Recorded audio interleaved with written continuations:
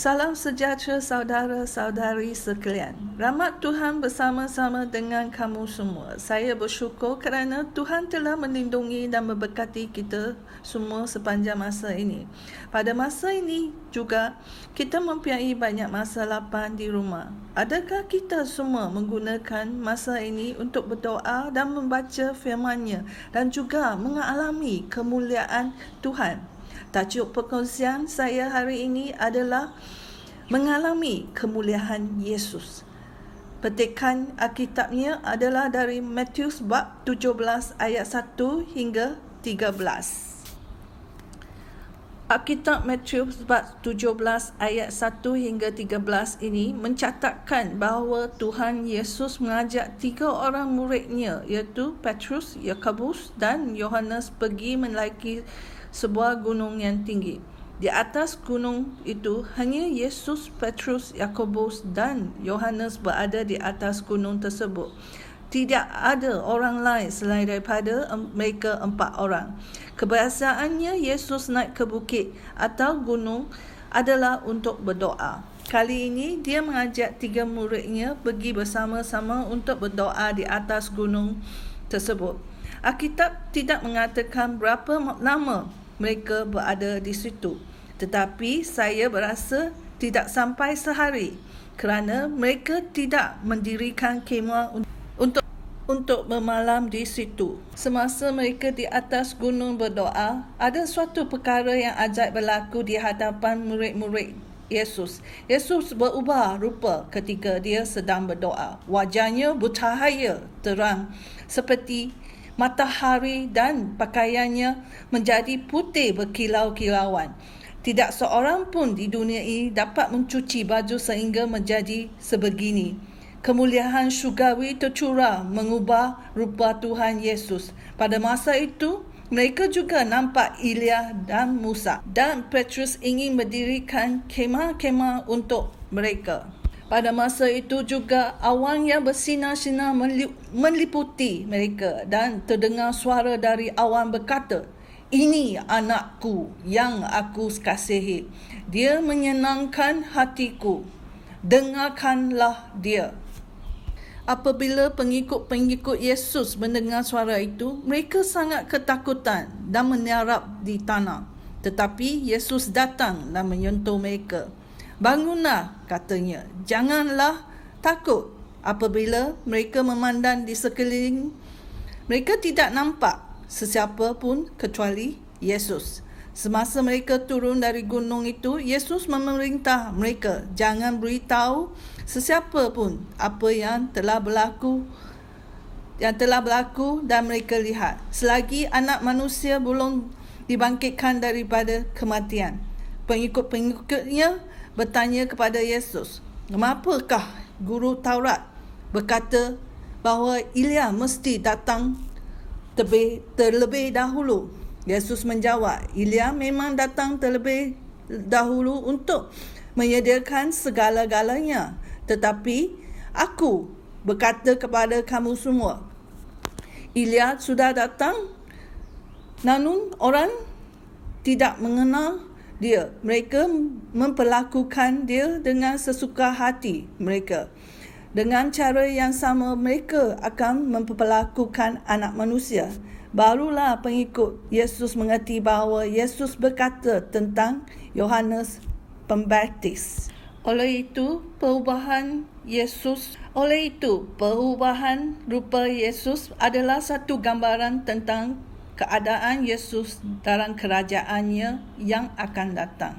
Ianya juga merupakan suatu pengalaman yang penuh dengan sukacita untuk memperkuatkan Yesus sebagai manusia bagi menghadapi kematiannya yang semakin dekat.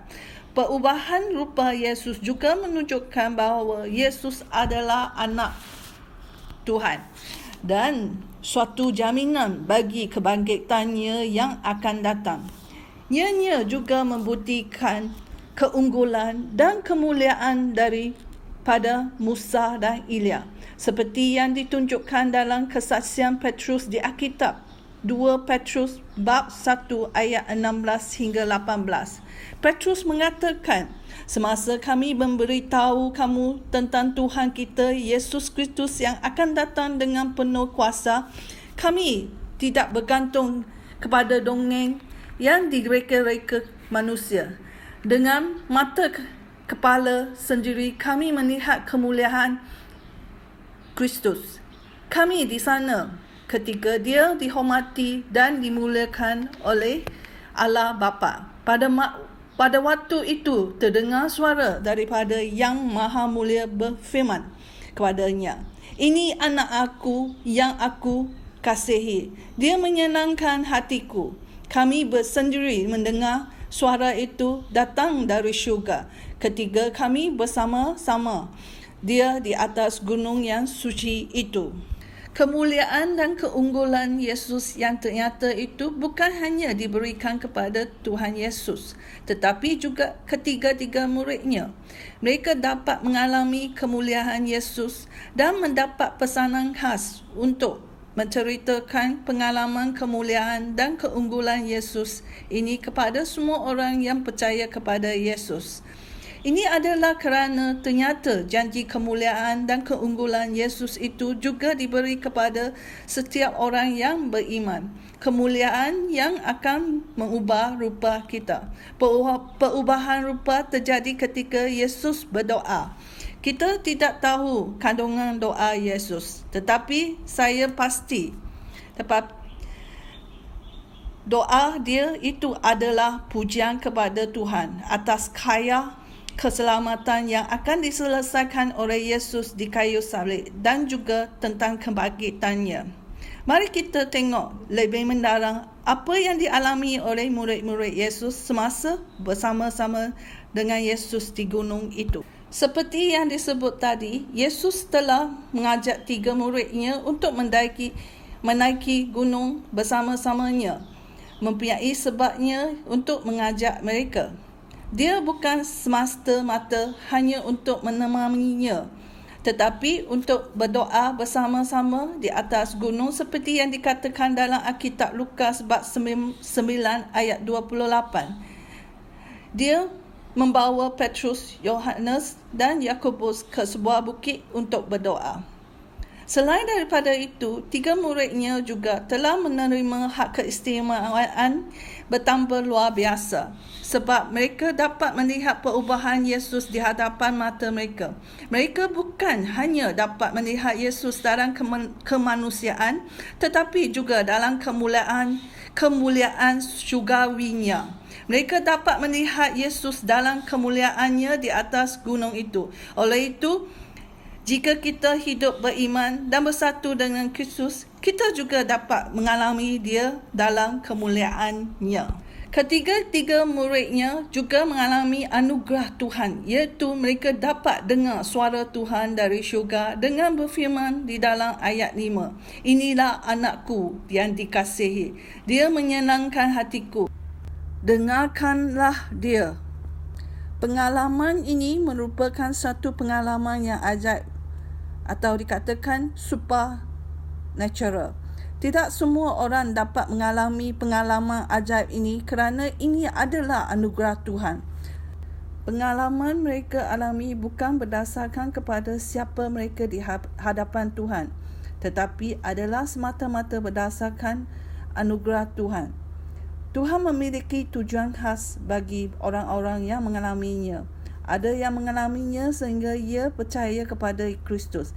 Ada yang mengalaminya sehingga kehidupannya berubah. Ada pula yang mengalaminya sehingga mendapat kekuatan dalam penggelutan pergumulan hidup yang sukar. Namun, pengalaman ajaib ini bukannya satu-satu cara Tuhan menyatakan diri kepada manusia. Dengan demikian, ketiga-tiga murid Yesus, Petrus, Yakobus dan Yohanes mengalami keajaiban ini adalah bukan kerana mereka lebih baik daripada yang lain, tetapi semata-mata kerana mereka diperkenankan oleh Yesus untuk menyaksikan kemuliaannya. Disebabkan itu, mereka mengalami pengalaman ajaib ini bersama-sama Yesus. Pengalaman ini membuat mereka begitu bahagia sehingga mereka tidak mahu kembali ke kenyataan hidup mereka yang penuh dengan penderitaan, di mana sehingga Petrus menawarkan untuk mendirikan 3 buah kemah, iaitu untuk Yesus, Elia dan Musa. Pada masa itu juga tiba-tiba awan yang terang menuangi mereka dan terdengar penyataan Tuhan tentang Yesus adalah anak Tuhan. Ini mengakibatkan ketiga-ketiga murid Yesus menjadi takut dan menyarat ke tanah sehingga mereka tidak sanggup lagi menyaksikan peristiwa yang selanjutnya. Pengalaman yang ajaib ini bersifat sementara sahaja. Setiap orang yang mengalaminya harus kembali ke kenyataan hidup yang sebenar. Ini adalah kerana pengalaman ajaib ini tidak bertujuan untuk membawa ketenangan, tetapi ianya untuk memberikan dasar kebenaran bagi seseorang untuk hidup dalam kenyataan. Pengalaman ajaib ini pun bukan untuk dipublikasikan atau dibesar-besarkan supaya orang yang mengalaminya tidak menjadi sombong dalam rohani seperti orang-orang Farisi di dalam Alkitab. Justru adalah betapa indah kesaksian seseorang yang mengalami pengalaman ajaib ini tidak berfokus kepada kesombongan rohani tetapi kepada kemuliaan Yesus. Dalam Perjanjian Lama, umat Tuhan percaya kepada Nabi Musa dan Nabi Elia, termasuk juga nabi-nabi yang lain yang penting. Nabi Musa adalah nabi yang menerima hukum-hukum Tuhan dan Nabi Elia adalah nabi yang besar yang memperbarui komitmen umat terhadap hukum Tuhan. Setelah peristiwa pengakuan Petrus di atas gunung, Tuhan telah menyuarakan sekali lagi bahawa Yesus adalah anaknya yang dikasihinya bagi menegur dan mengukuhkan kepercayaan ketiga-tiga murid Yesus. Kristian sekarang sebenarnya lebih beruntung berbanding dengan murid-murid Yesus pada zaman dahulu. Ini adalah kerana Yesus sekarang sudah kembali ke dalam kemuliaannya. Dan kita dapat mengalami kemuliaannya setiap saat asalkan kita peka dan buka kepadanya. Janji Tuhan akan digenapi. Kebenaran bahawa Nabi Elia akan datang sebelum kedatangan Yesus sesungguhnya telah digenapi Tuhan. Nabi Elia yang dimasukkan itu bukanlah Nabi Elia yang sudah mati.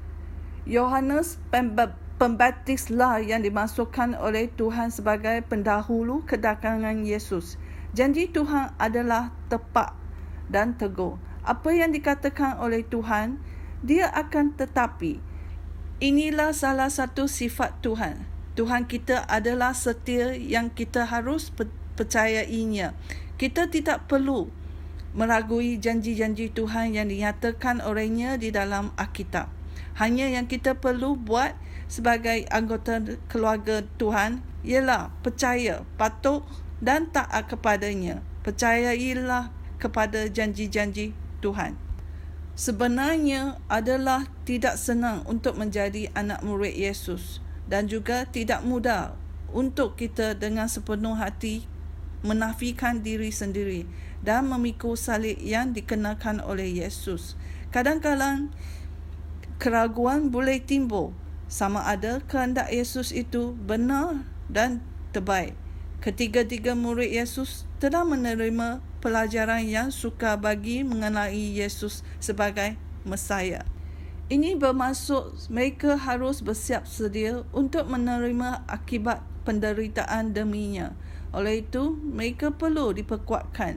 Peristiwa Yesus dimuliakan bukan hanya untuk menegurkan misinya, tetapi juga untuk membuka mata rohani murid-muridnya bahawa dia adalah Mesaya yang dipilih Tuhan. Apakah maksud Yesus dimuliakan? Yesus adalah Mesaya yang sudah dinubuatkan dalam Perjanjian Lama. Nabi Musa mewakili hukum Taurat dari sejak awal menjanjikan seorang Nabi yang akan datang untuk mengajarkan kebenaran sejati yang dikatakan dalam Alkitab Ulangan bab 18 ayat 18 hingga 19. Manakala Nabi Elia mewakili para nabi yang mengarahkan hati umat Israel untuk menanti kedatangan Mesias. Tuhan sendiri menjelaskan bahawa Yohanes Pembaptis memainkan peranan Nabi Elia bagi mempersiapkan orang-orang untuk menyambutnya. Tuhan Bapa menyatakan persetujuannya terhadap Yesus dalam bentuk awan bagi memamparkan kehadiran dan berkatnya. Tuhan Bapa memerintah para murid yang diwakili oleh 3 murid terdekat untuk mempercayai Yesus dan memberitakannya. Dengan demikian, segala hal yang dijanjikan oleh Tuhan dalam firman-Nya bukan hanya sekadar untuk kita mengetahuinya, tetapi untuk mengalaminya. Dalam catatan Alkitab tentang Yesus dimuliakan ini, telah membolehkan kita menyaksikan apa yang disaksikan oleh ketiga-tiga murid Yesus, dan juga membolehkan kita mengalaminya. Mengalami kemuliaan Tuhan bukan hanya sekadar perasaan, tetapi ianya adalah berkat rohani luar biasa yang terjadi ketika kemuliaan Tuhan dinyatakan. Kemuliaan ilahi itu turun menuangi Yesus, telah membangunkan ketiga-tiga murid dari tidur dan membawa kebahagiaan yang belum pernah mereka alami.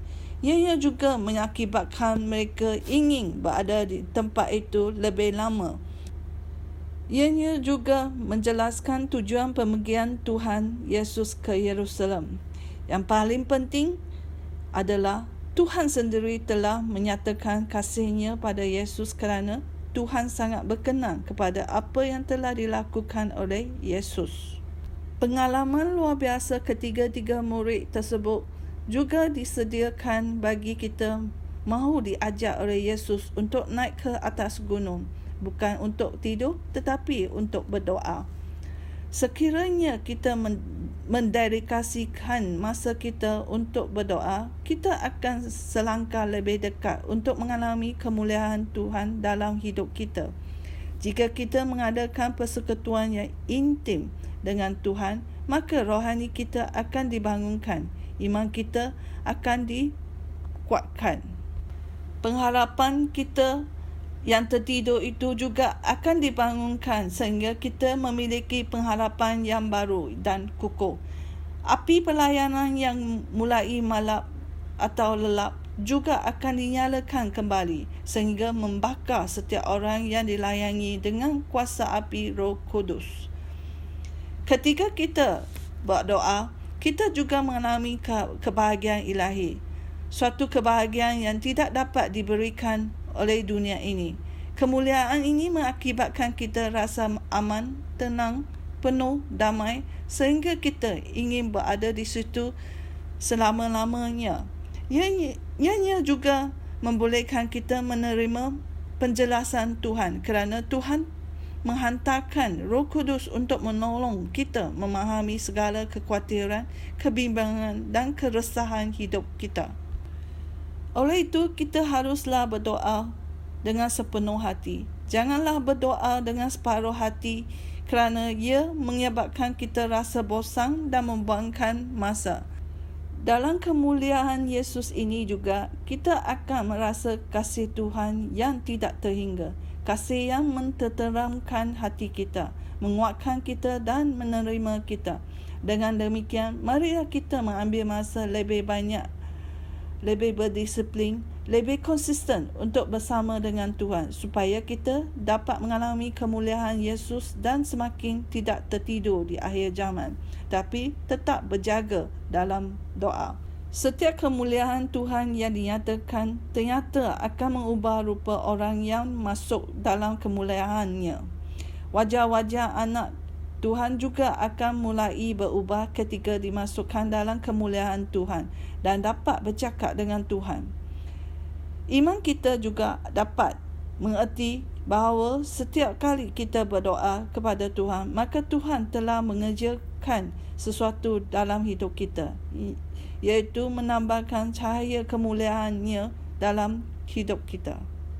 Kemuliaan itu datangnya dari Tuhan dan akan mengubahkan rupa menjadi serupa dengannya.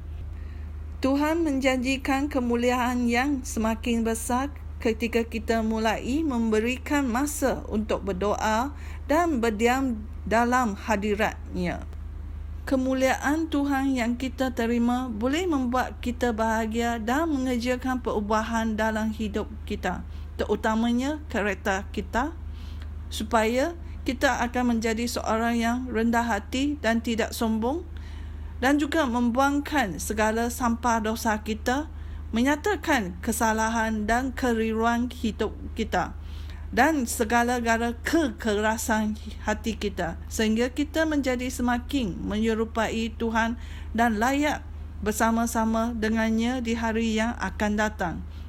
Marilah kita menerima ajakan Yesus untuk menaiki gunung yang tinggi itu, kerana ada kemuliaan Tuhan yang menanti kita di sana. Kemuliaan yang menjawabkan segala kebuntuan kita, bahkan kemuliaan yang akan mengubah rupa kita. Mari kita berdoa bersama-sama. Bapa di syurga, Kaulah Tuhan yang mulia dan besar. Kemuliaan Kau adalah tidak terhingga.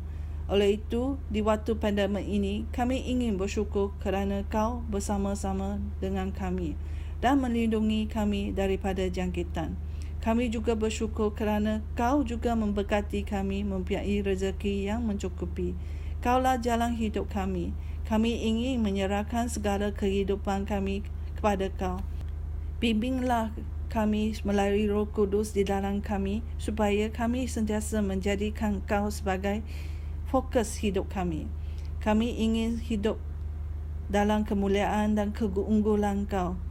Roh Kudus, pimpinlah kami supaya kami selalu berdoa dan membaca firman Tuhan, dan ini akan menjadikan makanan utama dalam hidup kami. Terima kasih Tuhan, dalam nama Yesus kita berdoa. Amin.